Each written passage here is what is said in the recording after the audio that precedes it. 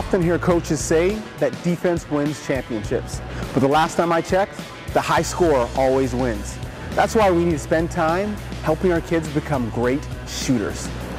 Coaches, I want you to think like a construction worker when you work on your kids' jump shot. What do I mean?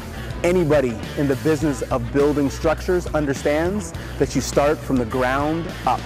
Having a solid foundation is so important to making sure that everything else works well.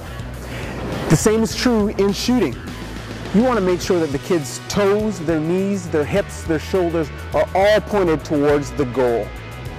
I often use the basketball in between the feet. Kids that fall in our Junior NBA age bracket, when the ball is between their feet, that means that their feet fall underneath their hips. That gives them a solid structure, a solid foundation to get that jump shot off. So start with the feet when you're building shooting. There are 3 phases to think about when you're helping your kids develop their jump shot. Coaches, as you work through the 3 phases, the thing I want you to think about is the younger the athlete, the less detail that you want to give them. As they get older, they spend more time around the game, then you can add on and layer in more detail. The first phase starts from the reception, whether it's on the catch or off the dribble. It's about being athletic, having those hands up, picking up or catching the ball with 10 fingers.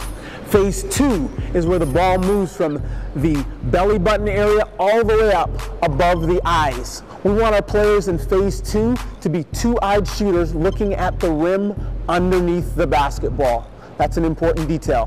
Phase 3, our final phase, is where we generate the up force and the power into our shot. We're getting full extension and we're finishing with our fingers pointed at the target, our elbows locked out, and everything pointed towards the goal.